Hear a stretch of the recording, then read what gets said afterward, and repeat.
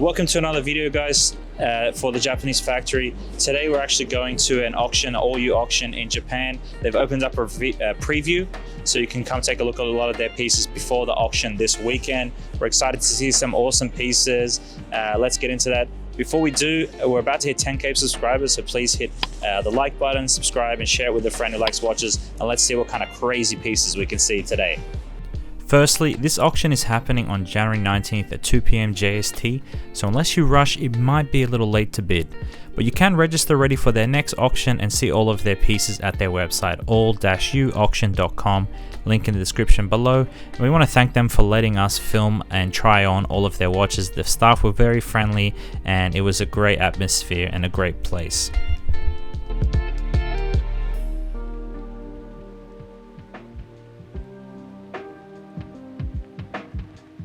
So let's start the video with Rolex. The two standouts for me here are the Daytona 6263, nicknamed Paul Newman, which is named after, the famous actor who wore this watch. While this one's a little different from that, it does come on a leather strap instead of a bracelet. It's still a great example of vintage Rolex watches, alongside with the 1956 Rolex Submariner 6536/1. This one has a crazy patinaed mirror dial and gilt hands and lume plots, and it's just a great example of a vintage Submariner. On display for JLC, we have two watches. The first watch I tried on was the Reverso Tribute Duo Face. It's called the Duo Face because you can flip the face of the watch over and show a second face. In this case, the front face shows a rose gold hour and minutes hand with a small seconds hand and grey dial on the front, and on the second face, it features a white guilloche pattern with a 24-hour night and day indicator, also allowing you to track a second time zone. There was only one Japanese watch on display, but boy was it nice. This is part of Seiko's sub-brand called Credor and their art piece collection, and it really was a piece of art. It features a platinum case and buckle, a lapis lazuli dial, where Japanese craftsmen have used a silk finish technique to delicately hand apply lines onto the dial, and then after that they use another technique called nanako, which is used to apply fine circles, creating a mesmerizing effect. And of course, the movement is viewable in the rear case back is just as mesmerizing. There were many different Pateks on display, but I only tried on the Nautilus 5711R-001. The gradient dial was absolutely awesome, and the movement, which you could see through the exhibition case back, was just stunning. I could lose myself for hours looking at that. They also had 3 different world timers on display, some Calatravas including a 5096 with a small seconds hand, and 2 beautiful annual calendars in 18 karat white and yellow gold, which allow you to track the day, date and month, as well as the phase of the moon. While there were 3 Vacheron Constantin watches on display, the best and only one I tried on was the 7900V Overseas Jewel Time. It features a beautiful blue dial with a sunburst effect, an AM/PM indicator, a date indicator, and a 4th hand to be able to track a second time zone. The rear exhibition caseback lets you see the beautifully engraved rose gold rotor with a sandblasted finish, as well as the movement. There are a few APs on display, but the one that really caught my eye is this Royal Oak Offshore in pink gold with black ceramic pushes.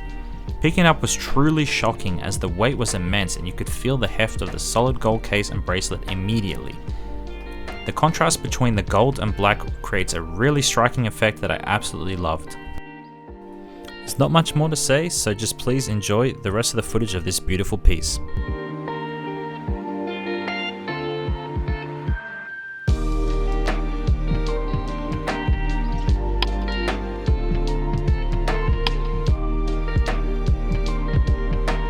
First of all, I want to give appreciation to all the Gerald Genta watches that we saw on display. Right here you'll see a Mickey Mouse jump hour watch, and it was really cool to see this on display. Matter of fact, we found one of these variants of the Mickey Mouse watch in Shibuya, which was our very first video to this channel, and it really brought me back as it was the start of it all. So if you haven't seen that video already, I would highly recommend checking it out. But the one I really wanted to see was the Gerald Genta Success Perpetual watch from 1989. This watch really shows Gerald Genta's design philosophy and skills as a watchmaker, and is just crazy from start to finish. It features a lapis lazuli moonface, a skeletonized dial, and mother of pearl indices. It's a perpetual movement, which means that it knows how long each month is, and it adjusts for longer and shorter months. It even accounts for leap year, so it's always correct on time. Flip it over and the exhibition case back shows you an awesome view of the skeletonized movement and the gold GG rotor.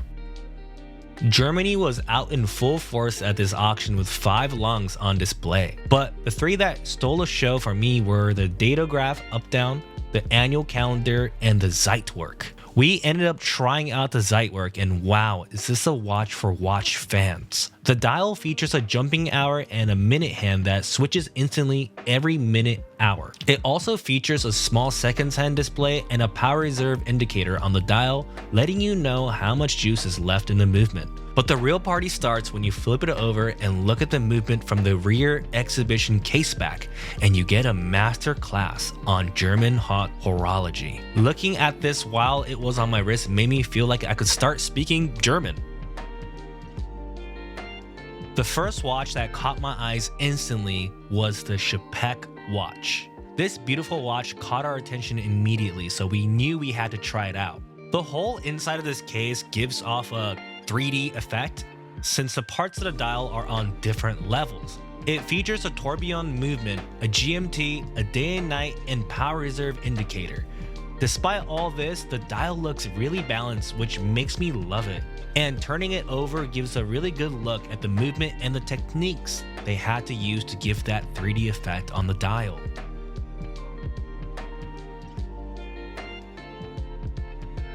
And now for a section on honorable mentions.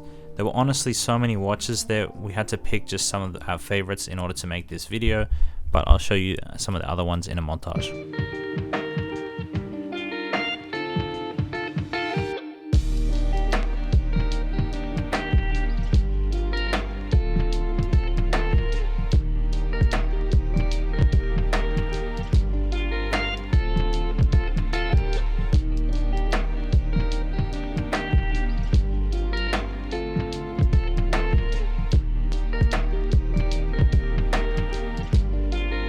So a lot of you guys in DMs have been asking, when do we do these trade interviews? And I have some good news for those who are interested in being a part of our videos.